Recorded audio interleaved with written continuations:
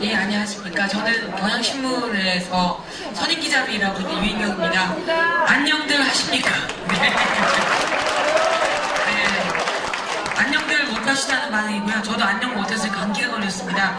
너무 죄송한데요. 저는 경향신문 기자로서 통일부 장관 시절에 정동영 장관님 인터뷰를 했고, 개성공단에서 첫 냄비가 출시되었을 때 함께 갔던 인연을 맺어서 계속 이어가고 있습니다. 사실 가장 거짓말을 잘하는 아이에게 넌 커서 정치인이 되라 뭐 이렇게 농담을 해준다고도 하는데, 제가 만나본 정치인 중에서 가장 거짓말을 안 하시는 분 중에 하나여서 오늘 기꺼이 콘서트에도 참여하게 됐습니다. 일단 저는 이제 지금까지는 이상호 씨가 사회를 맡았지만 이 북콘서트 동안은 제가 마이크를 잡고 있습니다. 그래서 저자여도 절대 말씀 길게 하시면 안 되고요. 예, 평소에 말씀 많으시는데 절대 많이 하시면 안 되고요. 지승호 작가는 워낙 없으시지만 웬만하면 좀 해주셨으면 좋겠고요. 네, 그래서 일단 저도 앉아서 쓰면 긁히니까 그냥 앉아서 편안하게 하도록 하겠습니다. 예, 사실 우리는 매일 우리의 소원은 통일이라는 노래를 부르지만 정말 통일을 원하는 분들을 몹시 드물더라고요.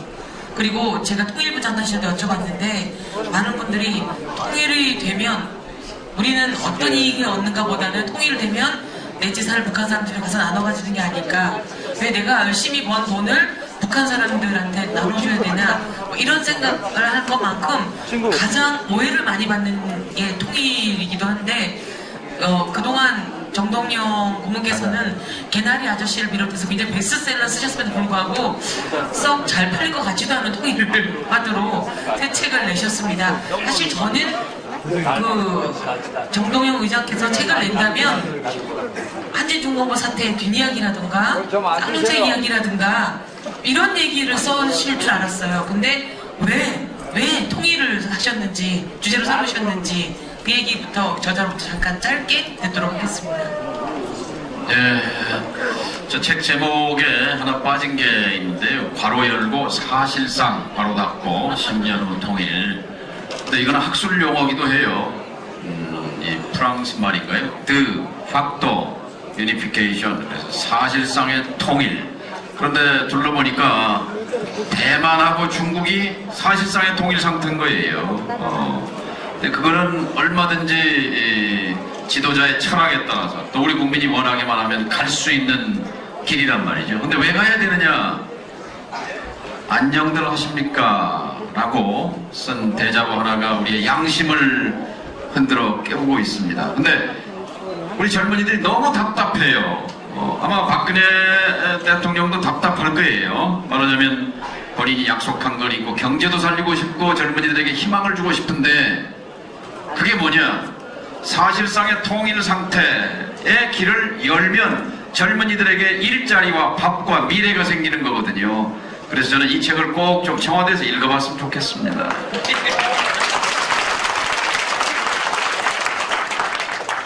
예, 그래서 통일을 저는 정동영 고문께서 개성에서 티켓을 사서 파리에 이르는 길에 그게 결국 대륙으로 가는 길입니다. 그래서 미리 그 말씀을 믿고 딸을 파리에 보내놨어요. 언젠가는 지금 티켓을 안 사도 일할 수 있을 정도로 믿는데, 그러면 이 통일이, 이 책이 다른 것과는 달리 이념적이거나 그런 게 아니라 경제로서의 통일, 아까 뭐 골드만삭스 얘기도 했지만 우리가 2040년도에 독일과 일본에 이기려면 경제적으로 이런 걸 하자 그러면 꼭 청와대만이 아니라 우리가 더 잘 살고 싶어 하는 사람들도 이 책을 읽어야 될 것 같은데, 어떤 점들을 제일 강조하셨습니까? 통일은 도둑처럼 찾아온다. 이 말 어디서 들어보셨죠? 이명박 대통령이 한 말씀입니다. 그런데 독일은 그렇게 왔어요. 브란트 수상이 1989년 여름에 한국에 왔는데 기자가 물어봤어요. 독일이 언제쯤 통일될 거냐? 그랬더니 빨리는 안 될 거다 이렇게 말했는데, 귀국해서 얼마 안 있다가 베를린 장벽이 무너졌어요. 근데 그 연상 때문에 또 어쨌든 그래서 통일세도 준비하자 뭐 이랬는데, 분명히 말씀드립니다. 저는 통일이 도둑처럼 찾아오는 것을 반대합니다. 그렇게 오면 정치적 혼란, 경제적 혼란, 사회적 혼란, 군사적 혼란, 열강 각축의 혼란, 영토의 혼란, 대한민국은 대재앙을 맞이합니다. 문제는 자, 통일이 오는 것이 문제가 아니라 어떤 통일이냐 하는 거죠. 제가 말씀드리는 것은 통일은 고양이 발걸음처럼 그렇게 오도록 만들어야 합니다. 조심조심 신중하게, 때로는 민첩하게, 때로는 껑충벽을 넘어서 우리가 통일을 관리하고 만들어내야 합니다. 그것은 한마디로 점진적 통일입니다. 단계적 통일입니다. 평화적 통일입니다. 이미 방법은 나와 있어요. 개성공단이 통일로 가는 길입니다. 2005년 한국 정부가 앞장서서 만들어냈던 9월 19일 공동성명, 북한은 핵을 포기한다, 미국은 북한과 수교한다, 한반도의 정전체제를 평화체제로 만든다 하는 이 9.19 합의, 이 두 바퀴를 굴려가면 청년들에게 밥과 취직자리와 일자리와 골드만삭스가 얘기한 대로 독일과 일본을 추월하는 대한민국의 미래가 열린다 하는 것이 이 책의 골자입니다. 그리고 이 책의 굉장히 의아함이자 또 매력이 지승호 작가와의 동반 작업입니다. 우리 지승호 작가는 대중에게 막 얼굴이 노출되지 않았지만 그동안 주로 공지영 작가라든가 신성일 영화배우 신성일 선생님이라든가 이런 분들을 완벽하게 해고한 정말 대한민국 최고의 인터뷰어신데 그런 분이 정동영 고문과 더불어 그것도 통일을 주제로 묻고 대답했다는 게 참 의아했고요. 사실은 이 묻고 답할 때는 참 궁합이 중요한데 궁합은 잘 맞으셨나요? 워낙 이제 그 의장님께서 준비가 많이 되셨고 해가지고 저는 그냥 이렇게 공부하는 마음으로 잘 들었습니다. 이렇게 짧게 얘기하실 줄 알았어요. 근데 어떠셨어요? 전혀 관심이 없었던 분야일 수도 있었을 텐데 모르면서 느껴지는 통일에 대한 얘기를 저자로서 한번 얘기해 주시죠. 관심이 없을 수는 없는데 아무래도 이제 최근에 뭐 민주주의도 많이 후퇴했고 여러 가지 경제적 어려움도 있고 이런데 왜 하필이면 통일 문제일까? 그래서 사실 좀 작업이 좀 밀려 있는 것들도 좀 있었고 해서 고민을 하다가 가만히 생각해 보니까 지금 뭐 종북이라는 단어로 계속 이제 민주주의를 후퇴시키는 부분들도 분명히 있고요. 경제적인 문제도 어떤 남북 관계가 개선이 돼야지. 그럼 특히 전쟁이 나면 뭐 전쟁 위험 때문에 여러 가지 또 마이너스가 되는 부분이 있지 않습니까? 그래서 이제 이걸 해야 되겠다라고 결심했고 얘기를 듣다 보니까 정말 안 했으면 큰일 날 뻔했다. 아니 이제 정말 남북관계 개선을 통한 한 정치인이 어떤 비전을 가지고 어떤 일을 할 수 있는지 그걸 좀 느꼈었고요. 그래서 앞으로도 이런 문제를 갖고 같이 고민들을 더 많이 해봐야 되지 않을까 이런 생각을 해봤습니다. 그 통일에 대해서 우리 국민들이 가장 갖고 있는 큰 오해나 맹점 어떤 게 있으신 것 같으세요? 또 아까 말씀하셨지만 뭐 통일되면 더 가난해진다 뭐 이런 생각들도 하고 있고요. 특히 최근에는 이제 북한에서 벌어지는 여러 가지 일들 때문에 좀 그 북한에 대한 어떤 좀 그 굉장히 터부시하고 어떤 혐오하는 감정들이 되게 커진 것 같은데, 근데 지금 보면 그 개성공단이나 이런 부분을 통해서 서로 오해를 풀 수 있고 경제적인 그 연착륙 같은 것도 가능. 아까 그 회장님도 말씀하셨지만 갑자기 통일이 되면 혼란들이 올 수 있는데 이제 차근차근 이제 독일에서도 뭐 이렇게 에곤바르 박사가 정동영 의장님 말씀을 듣고 우리도 이렇게 동독에다가 그 개성공단 같은 거 건설하고 이런 식으로 좀 했었으면 훨씬 더 통일 비용이 덜 들지 않았을까 이렇게 말씀하셨다고 하는데, 이런 걸 통해서 서로 조금씩 이제 이해하고 알아가고, 그러니까 알아보니까 뭐 이렇게 개성공단에는 뭐 패밀리마트도 있고 뭐 그 서울에 있는 건 뭐 거의 뭐 다 있다고 하더라고요. 그래서 이제 그 북한 주민들도 거기서 일하면서 조금씩 이제 한국에 대해서 더 알아갈 수 있을 것 같고요. 그런 작업들이 더 많아져야 되지 않을까 이런 생각들을 해봤습니다. 다시 저자에게 여쭤보겠는데요. 사실 정말 김대중 노무현 대통령 정부 시절에는 그 두 분이 북한 직접 가시기도 하고 어쩜 우리도 곧 통일될지 몰라 이런 기대감들을 갖고 있었고, 저도 개성에 갔었을 때는 이제 이 개성에 있는 동생들이랑도 뭐 교류를 하겠구나, 공장에서 일하는 아가씨들이 너무 싹싹해서 했는데 지금은 완전히 얼어붙은 상태예요. 그래서 지금 느끼는 답답함, 가장 답답함은 어떤 게 있을까요? 이 정부의 대북 정책이랄까? 6년째 지금 남북 무관계 시대거든요. 소통 부재 시대예요. 지금 해야 할 첫 번째 일은 우선 소통의 통로를 뚫어야 합니다. 우리 국민들에게 가장 필요한 것은 안정이잖아요. 또 안전이고 국가의 안보고 그렇게 하기 위해서는 우선 화해해야 합니다. 화해. 증오와 적대가 아니라 화해해야 되잖아요. 근데 6년째 적대하고 대결한단 말이죠. 이렇게 적대하고 대결하면 인체도 허리가 고장나면 힘을 못 쓰듯이 남과 북이 등을 돌리고 적대하면 이 한반도 주변에 지금 정세가 요동치고 있는데 한민족이, 대한민국이, 한국이 아무런 영향력과 발언권, 지렛대가 없는 거예요. 우리의 운명을 우리가 관리하기 위해서도 우선 화해해야 돼요. 화해. 근데 화해는 얼마 전에 만델라 대통령이 돌아가셨는데 인류의 성자라고도 일컬어졌지 않습니까? 흑백 인종 갈등과 차별 그 억압을 화해와 진실로 포용하고 그 나라를 새로 건설했듯이 우리는 흑백으로 인종이 다른 것도 아니잖아요. 인종으로 또 20년 전에 이미 기본합의서를 통해서 남과 북은 서로의 체제를 인정 존중한다. 남과 북은 서로 내부 문제에 간섭하지 말자. 서로 전복 파괴하지 말자. 비방 중상하지 말자고 23년 전에 합의했는데 화해했는데 지금 이렇게 대결하고 적대하는 것이 세계인 앞에 좀 부끄럽죠. 그래서 지금 해야 할 일은 그런 소통을 뚫고 화해하는 일이 급선무다 이렇게 생각합니다. 대한민국 국민들하고도 화해를 잘 못하는 상황이어서 북한하고 화해에 시간이 좀 걸릴 것 같은 생각이 들기도 한데요. 네. 그리고 저는 깜짝 놀랐던 게 뉴스를 보다가 장성택 실각 이 뉴스가 나오는데 이건 외교통일부 장관님도 아니고 그렇다고 국정원 원장도 아니고 대통령도 아니고 정청래 의원이 딱 나오셔갖고 장성택 실각 이걸 발표를 하신 거예요. 이거 책각으로 살짝 관계 없는 일이지만 왜 하셨어요? 왜? 어떻게?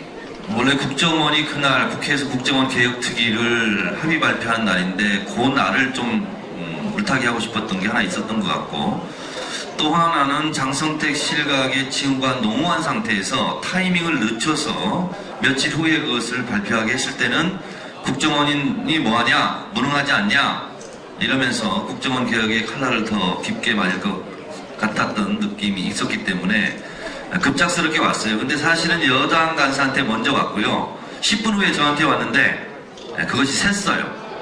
YTN에 4시 37분에 일보가 떴고 저한테 온 것은 3분 후 40분이었는데 이미 다 나갔고 그리고 기자들의 전화가 빗받치는 상황이었고 그래서 제가 또 천부적인 감각으로 예리하게 국정원 대변인이 즉시 발표해라 했더니 그럴 계획이 없대요. 그러면 통일부를 시켜서라도 통일부에서 공식 입장을 밝혀라 그랬더니 그럴 계획도 없대요. 정청래 의원밖에 지금 없대요. 그래서 제가 야당 간사임에도 불구하고 약간의 문제가 있음에도 불구하고 이 혼란은 빨리 바로잡아야 되겠다 하고 발표할 수밖에 없었습니다. 깨알 같은 자기 자랑을 해주셨어요.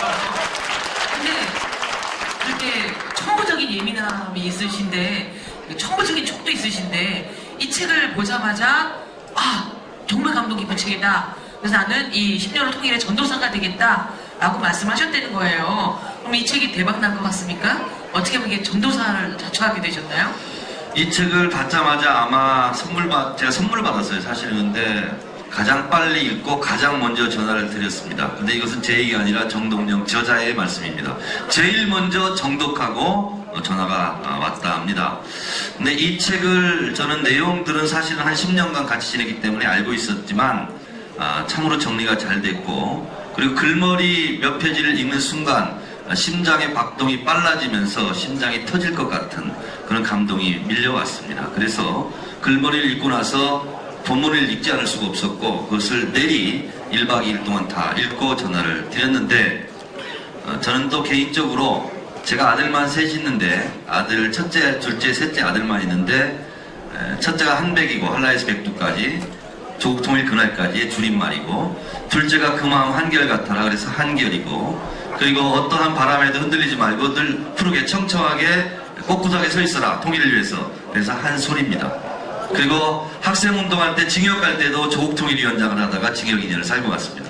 그런데 정동영 의장의 여러 가지 것 중에서 저하고 가장 코드가 맞았던 부분이 한반도 평화 남북관계 부분이었고 더군다나 이 책에도 나옵니다만 마음에 들었던 것은 대한민국 정치 지도자 중에서 북한의 최고 지도자와 가장 오랫동안 대화를 할 수 있었던 분이 정동영 통일부 장관입니다. 근데 그것은 객관적으로 주어진 것이 아니라 본인이 개척한 겁니다. 김정일 위원장과 만나자마자 이렇게 얘기했답니다. 김정일 위원장, 우리 민족끼리 통일하자고 그러면서 북한은 어찌하여 미국의 눈치만 보고 있고 미국과만 대화하려고 그러고 있고 미국하고만 상대하려고 합니까? 정전협정 때 우리 남한의 대한민국은 정전협정의 조인의 자격을 갖지 못했지만 평화협정과 불가침선언 비핵화 한반도 평화에 대한 것은 우리 민족끼리 우리 남쪽과 대화 파트너를 해야 되는 거 아닙니까? 라고 얘기했답니다. 그랬더니 김정일 위원장이 그거 참 일리 있는 얘기입니다. 그럼 우리 대화를 길게 합시다. 그래서 1시간의 면담이 5시간으로 이어졌다고 합니다. 저는 그 정도의 순간의 결단과 결기라면 10년 후 통일을 충분히 할 수 있는 견인체 역할을 할 수 있겠다. 그런 생각이 들면서 이 책을 꼭 읽어야 된다. 대한민국 모든 국민이 필독서가 돼야 된다. 이렇게 생각합니다. 네. 인쇄 많이 들어주셔도 됩니다. 정치 후원금도 좀 부탁드리겠습니다. 그 다음에 10년으로 통일도 중요하지만 요새 민주당부터가 통일이 잘 안 되시던데요. 정청래 의원이 민주당에서 저격수로 새누리당에도 저격을 하고 계시지만 당내에서도 마구 저격을 하고 계시던데 민주당은 언제 통일이 될까요? 민주당은 제가 맘먹기 달려 있습니다. 네, 제가 뭐 단식을 50일 하든 뭐 하든 하면 될 것 같은데 앞으로 잘 하도록 이렇게 하겠습니다. 네, 지승호 작가분에게 다시 한번 여쭤보겠는데 아까 정동영 고문께서는 청와대에서 꼭 읽어봤으면 좋겠다라고 했고 저는 이거 뭐 경제하시는 분, 뭐 청춘들 뭐 같지만 특히 어떤 맥락으로 읽는 게 가장 독자들에게 가이드를 주신다면 이 책에서 근데 뭐 이 문제는 뭐 특정 계층의 문제가 아니고 지금 한국 사람 모두에게 해당되는 문제이기 때문에 전부 조금씩 관심을 가지고 읽어주셨으면 좋겠거든요. 지금 보면 종북이란 말도 계속 먹히고 있고 저번에 법률스님 그 강연을 가니까 자꾸 이제 독도는 지키자고 하면서 그 큰 북한은 자꾸 중국 먹으라고 걷어차는 거 아니냐 이런 사람들은 또라이 아니면 뭐 이렇게 대보살인데 근데 이제 그렇게 생각하는 사람이 점점 많아지고 있기 때문에 그런 분들한테 이 책이 좀 설득력 있게 좀 읽혀졌으면 좋겠습니다. 이런 문제가 남의 문제가 아니고 경제하고 다 관계가 돼 있고 우리 민족의 생존이나 이런 거하고 다 관계돼 있으니까 그렇게 읽어주셨으면 많은 분들이 예, 사실 저는 정동영 의장을 좀 대단한 분이라 생각하는 게 정말 징그럽고 무서운 분이에요. 결혼도 하겠다고 마음먹으면 부인을 납치해서까지 개나리 아저씨 나왔지만 이루었고 그 다음에 1년 내내 영도 오기 위해 서 있었던 김진수 위원을 모든 국민들에게 눈을 돌리기 위해서 저한테도 그러셨거든요. 같은 중년 부인으로서 한 여성이 위에 올라가서 어떻게 먹고 지내는지 잠은 잘 자는지 화장실은 가든지 인형과 뭘 다 떠나서 궁금하지 않느냐고 해서 끝내고 내려왔고요. 한지수라고 온두라스에 정말 말도 안 되는 억울한 누명을 쓰고 있던 그 아가씨에 대해서도 대한민국 국민이라는 이유만으로 온두라스 대사관 찾아가시고 다 해서 끝까지 한국의 품에 돌아오게 만들어서 이분이 드디어 통일의 깃발을 꽂으셨으면 징그러운 능력으로 아마 이렇게 될 거라고 생각합니다. 아까도 말씀드렸듯이 혼자만이 할 수 있는 건 아니기 때문에 통일은 혼자 부르는 노래가 아니라 합창을 해야 되는데 저자로서 이 독자나 우리 대한민국 국민들이 어떤 노력을 더 기울여야 될까요? 정치 외적 개념. 왜냐면 또 내일 모레가 김정은 이주기기도 하고 북한이 심란하기도 해서 뭐 이런 우려들도 많을 텐데 저자로서 한번 말씀해 주시기 바랍니다. 대학 강연이나 어디 가서 북한 그러면 뭐가 연상됩니까? 튀어나오는 말이 독재, 가난, 세습, 핵 전부 10가지, 20가지 부정적인 것밖에 없어요. 근데 이게 이제 현실이란 말이죠. 근데 거기다 대고 당위, 우리 한민족이니까 통일해야 돼 하는 거는 씨알이 안 맥히는 소리예요. 근데 이게 구체적으로 내 장사 안 되고 그다음에 우리 아들 딸 취직 안 되고 하는 거와 직결돼 있다 하는 것을 저는 그런 각도로 접근해야 하고 또 국민들에게 눈을 뜨고 북을 있는 그대로 봐야 된다고 생각할 겁니다. 그러니까 지금 지난 이명박 정부도 그렇고 지금 정부도 그렇고 경제도 성장시키고 싶고 복지도 하고 싶고 어려운 사람들도 잘 살게 하고 싶은데 문제는 이제 저성장의 늪에 빠졌잖아요. 저는 성장지상주의자는 아니지만 경제가 활력을 되찾아야 복지도 하고 뭐 그럴 텐데 끝으로 이제 예를 하나 들면 노벨 경제학상을 받은 그 박사 한 분이 서울대학에 와 있어요.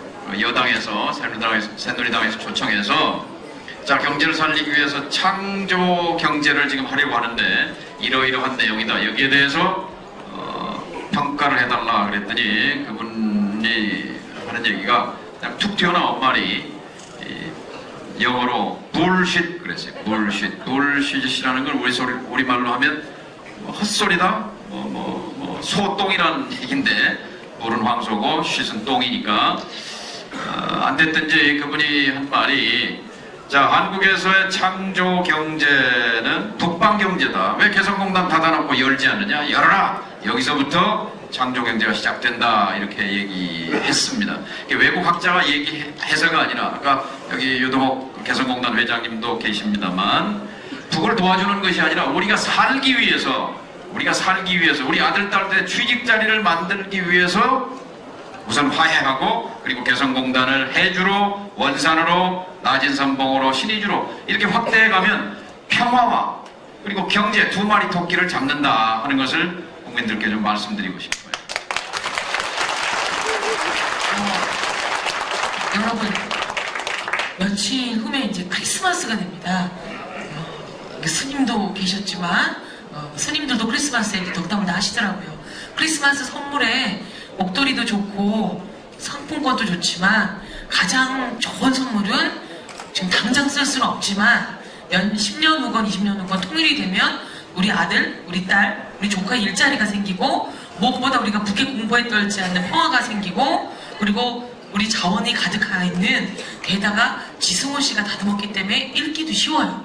평소에 책 읽다 좋으시는 분도 이 책 읽으면 그냥 쉽게 읽게 돼요. 그래서 제가 주장하고 싶은 건 10년 후 통일이 이번 크리스마스의 가장 큰 선물이 될 거라 생각하고 여기 그냥 오신 것만 말고 꼭 구입해서 가시기를 간절히 바라고요.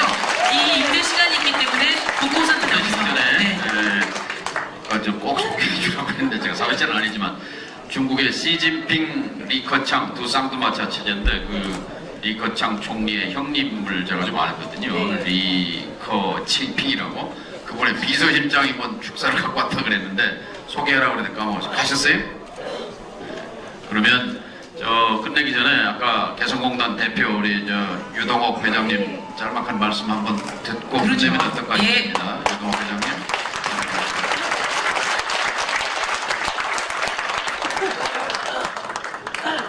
예, 꿈은 혼자 꾸면 꿈에 그칠 수 있지만 함께 꾸미면 실현된다고 했습니다.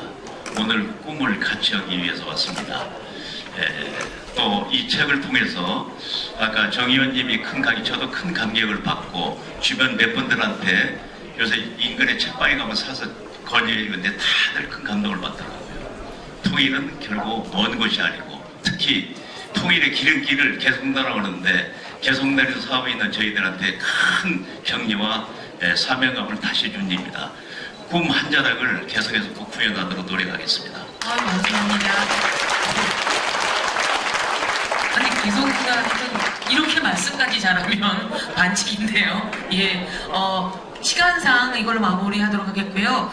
우리가 대륙으로 가는 길, 통일로 가는 길은 출세하러 가는 길이 아닙니다.